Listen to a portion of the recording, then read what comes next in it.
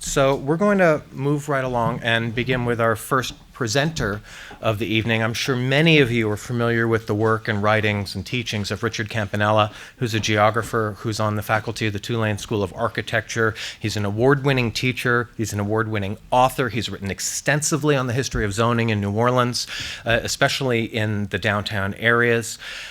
He has twice won the Book of the Year Award from the Louisiana Endowment for the Humanities. He's an outstanding public advocate and a public servant, and we're just thrilled that he could be here with us tonight. And he's going to talk about the title of his talk is Making Peace with Conflict. Bourbon, I'll let you get it correctly because I'm just going to mess it up, but it's about Bourbon Street from the 1940s to the 2000s. So Richard Campanella, thank you. Thanks, Scott. Thanks, Councilwoman Palmer. I've kind of put a title on my thoughts I put together tonight, Making Peace with Conflict. But before I get into that, I'd like to start out by contemplating the title of tonight's session, Culture and Regulation, which draws from the you might call it the humanities implication of the word culture, implying performance, musicality, customs, and festivity in the public space. But culture also has a broader second kind of an anthropological definition of the sum total of a way of life of a people, including their domestic circumstances and their perception of what constitutes quality of life. Thus, depending on which definition of culture you're using, that humanities or that broader anthropological definition, the notion of regulating culture can take on negative notions of restraint and repression, or it could take on positive notions of a civil peace and fairness. What I'd like to do tonight is illustrate that this tension between these two has a long local history, tracing back at least 2 centuries when initial ordinances appeared attempting to separate one person's sound waves from another person's eardrums. Not an easy task when people live in high urban density. I'm going to zip into more recent history, however, and illustrate this ongoing interplay by focusing on a place known, loved, and/or hated by all, Bourbon Street. Bourbon Street, as we know it today, emerged out of a shift in the geography of nocturnal adult entertainment from the periphery, kind of the semi-rural periphery of the antebellum city, to the inner core, particularly the Upper French Quarter and Lakeside past Bourbon Street. Imagine going up what we now call Iberville. It was called Custom House there, past Basin into Franklin Street. That rear area has been kind of a vice and nocturnal entertainment area from way, way before Storyville.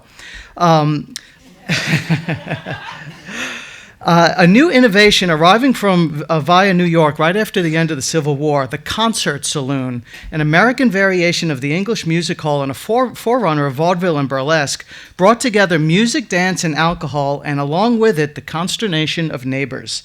Places with names like Ziegler's Saloon, Wenger's Beer Garden, the Napoleon, and the Bismarck, you could see which ethnic groups went to which place.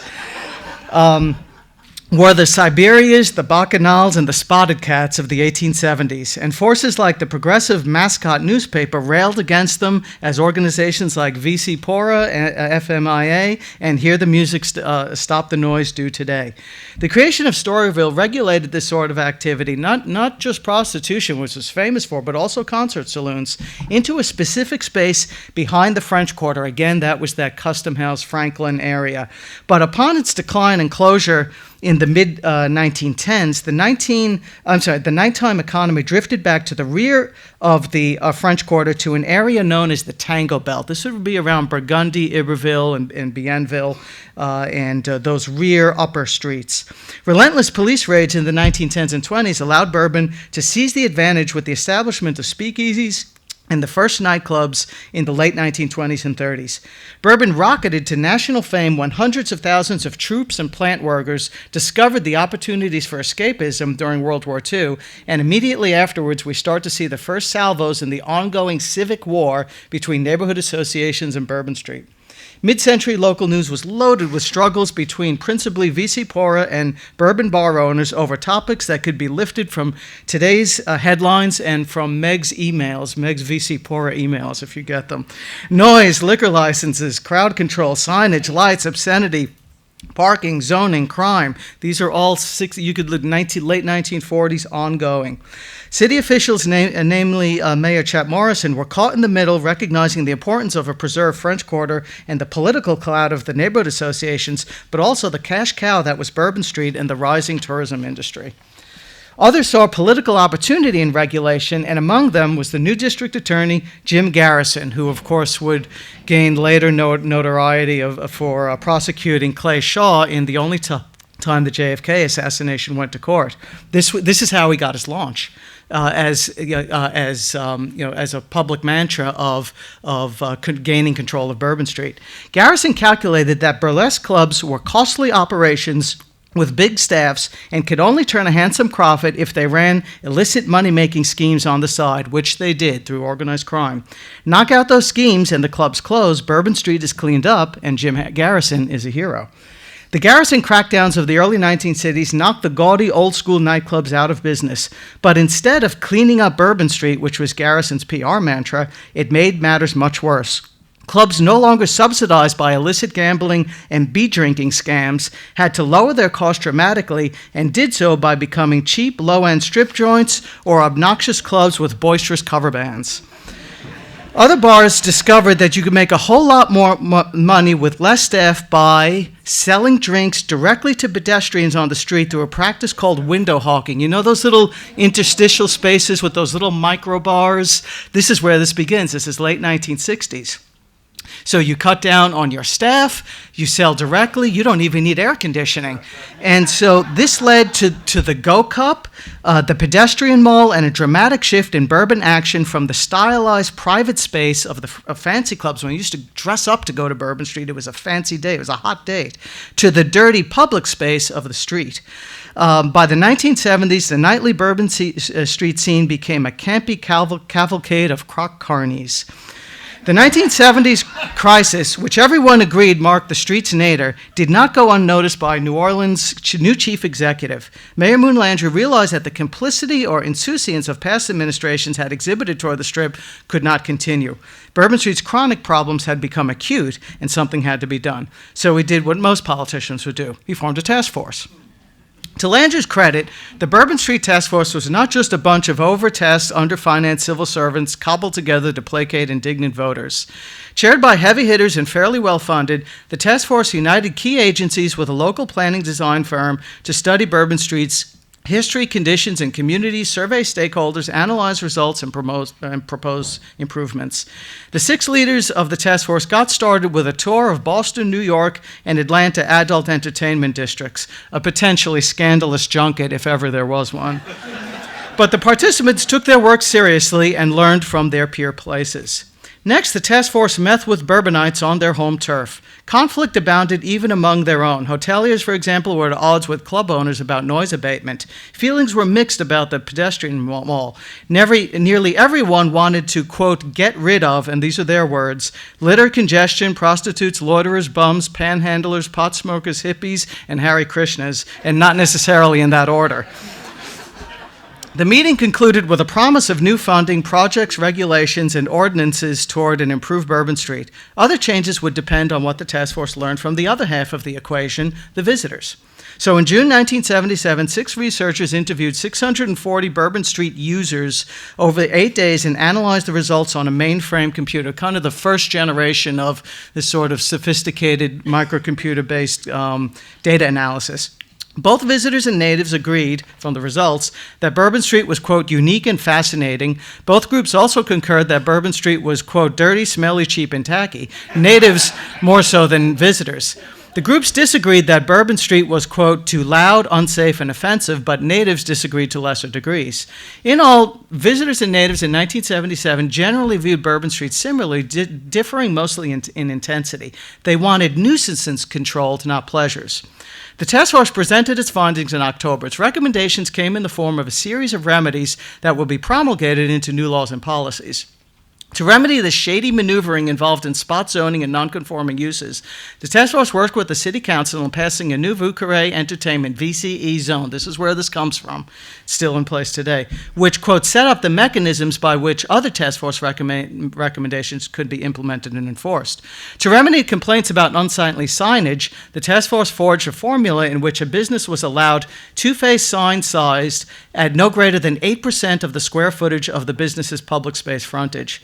To remedy the low grades users gave shopping on Bourbon Street, Councilman Early, the predecessor of Councilwoman Palmer, got the City Council to approve a resolution to remove the removal of outdoor T-shirt displays.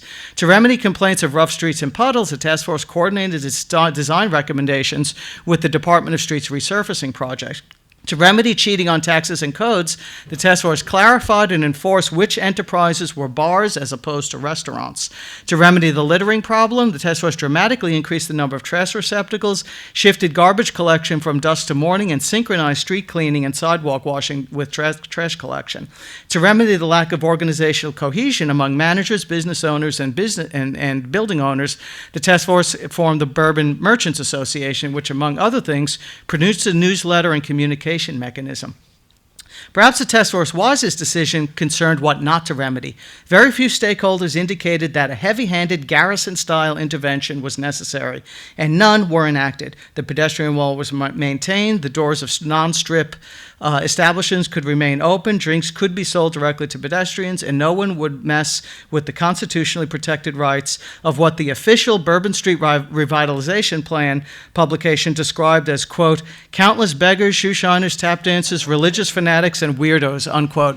You don't see this in government documents anymore. The task force succeeded because it knew just when to let Bourbon Street be Bourbon Street and just when to not. The task force had been a model of public-private sector collaboration and conflict resolution. Its data collection, analysis, problem identification, and crafting of compromises had all been thorough, fair, inclusive, and informative. It evidenced that cooperation among parties of differing views, if done properly, can resolve more problems than litigation. Most importantly, the task force momentum in '77 parlayed into an equally successful implementation phase in 1978, a year that saw a suite of task force recommendations become rules, policies, and ordinances. Now, most people here tonight would argue that Bourbon Street today is anything but a cultural hearth, much less a place that has ironed out its conflicts with neighbors. V.C. Pora battles Bourbonites to this day, perhaps even tonight. And that is exactly the point I'd like to contribute to tonight's conversation, that while the task force did indeed successfully stabilize a street in freefall 40 years ago, whatever you think of Bourbon Street today, it's better than it was in the late 60s, early 70s. It did not even come close to remedying all conflicts, nor could it. Culture and regulation form an ongoing interplay. They are permanent features of a democracy, particularly when people of a society live in close urban proximity, when that society produces a joyful noise at night, and when we have two legitimate definitions of culture. Conflicts between neighbors and music makers, while problematic, in my opinion, do not necessarily comprise a problem that is a failure with a single technical or legal solution, but rather a condition, an expected reality of urban life that ebbs and flows and gives and takes in different ways at different times in different places. It's what a physicist might call dynamic equilibrium versus static equilibrium. Consider how a moving bicycle stands up compared to a chair. We're the bicycle. We have 200 years of evidence and that no one perfect solution will come out of tonight's panel, and that both sides, neighbors and music makers, have legitimate rights and legitimate complaints, and that one will endeavor to keep the other in check and balance and vice versa forever. So perhaps then we should plan to make peace with conflict. I'll wrap up there. Thank you.